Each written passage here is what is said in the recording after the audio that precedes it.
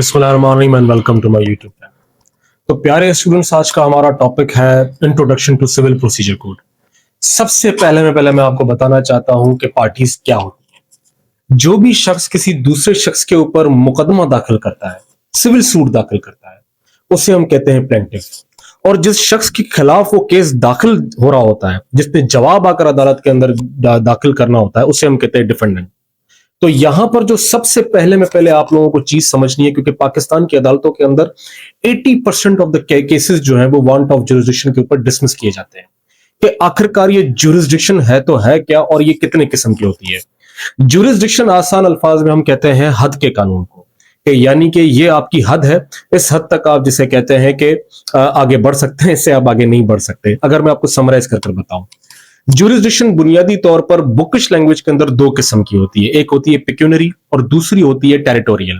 Pecuniary jurisdiction का मतलब यह है कि माली जुरिस्डिक्शन, यानी इतनी मालियत का जो केस है वो फला फला XYZ जो जज है वो सुन सकता है। लेकिन अगर अमाउंट इससे ज्यादा है तो फिर ये केस पर्टिकुलरली कोई दूसरा जज सुनेगा। इसकी अगर मैं आपको रिसेंट मिसाल दूं तो मैजिस्ट्रेट जो कि सिविल जज है, सिविल जज के पास सिर्फ और सिर्फ 10 लाख तक की पेक्यूनरी जुरिस्डिक्शन है, यानी कि अगर दोनों पार्टीज के बीच में डिस्प्यूट 10 लाख का है तो वो केस दाखिल होगा सिविल जज की अदालत में। क्यों? क्योंकि उनकी जो पेक्यूनरी जुरिस्डिक्शन है वो 10 लाख है। अगर अमाउंट 10 लाख से ज्यादा एक्सीड होता है तो फिर वो चला जाएगा सीनियर सिविल जज की अदालत में, जो कि समझ लीजिए कि मैं उसे सिंप्लीफाई कर आपको एक बताऊं तो आपका फर्स्ट ट्रायल कोर्ट है। ठीक है, क्योंकि अमूमन यहां पर जो सिविल डिस्प्यूट्स होते हैं वो मोस्टली 10 लाख से ज्यादा होते हैं। तो दूसरी जो हमारे पास जुरिस्डिक्शन आती है वो आती है टेरिटोरियल।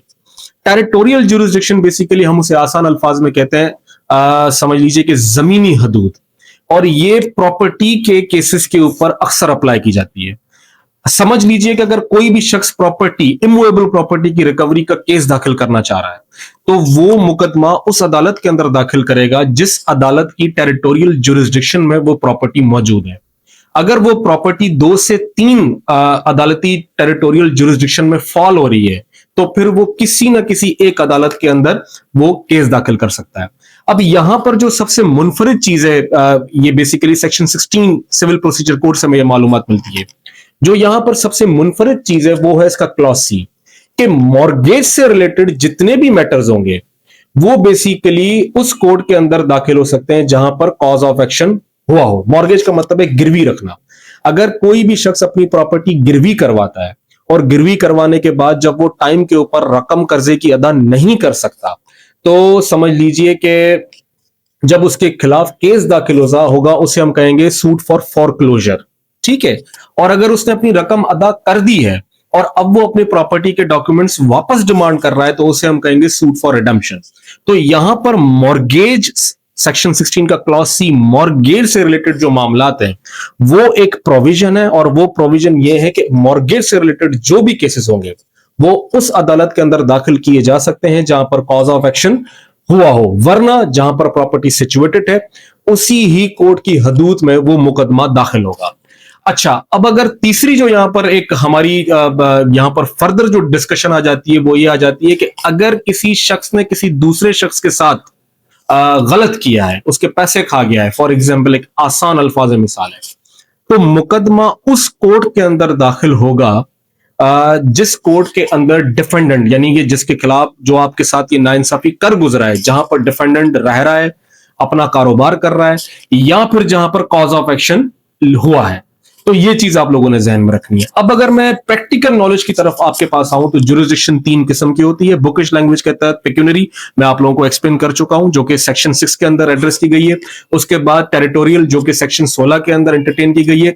अब जो तीसरी हमारे पास समझ लीजिए कि आ रही है वो आ रही है लीगल जुरिस्डिक्शन।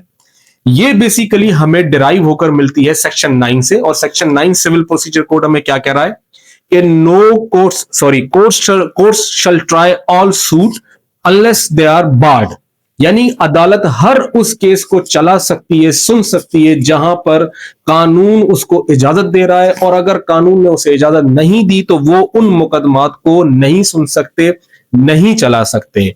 तो समझ लीजिए कि ये तीसरी हमारी जो जुरिस्डिक्शन बन जाती है वो बन जाती है लीगल जुरिस्डिक्शन। आसान अल्फाज में इसकी जो हमें एग्जाम्पल मिल रही होती है वो मिलती है रेवेन्यू केसेस की। रेवेन्यू केसेस के अंदर जो मोस्टली पावरफुल जुरिस्डिक्शन आती है वो आती है रेवेन्यू कोर्ट्स की। अच्छा, यहां पर मैं आपको ये भी क्लैरिफाई कर दूं कि ये थोड़ा डिस्प्यूटेड है, क्योंकि फिर उसके ये फिर डिस्कशन किसी और मैटर में चली गई जाएगी।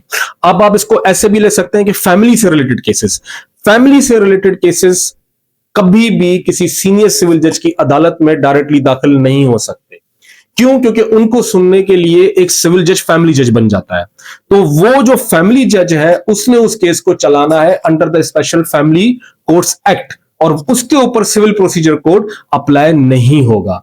तो ये वो बेसिकली 3 किस्म की जुरिस्डिक्शन है जो आज हमने पढ़ी, टेरिटोरियल, पेक्यूनरी और उसके बाद जिसे कहते हैं कि लीगल। चौथा जो मैं यहां पर अहम टॉपिक आप लोगों को बताना चाहता हूं वो है सेक्शन 10 रेस सब जुडिस।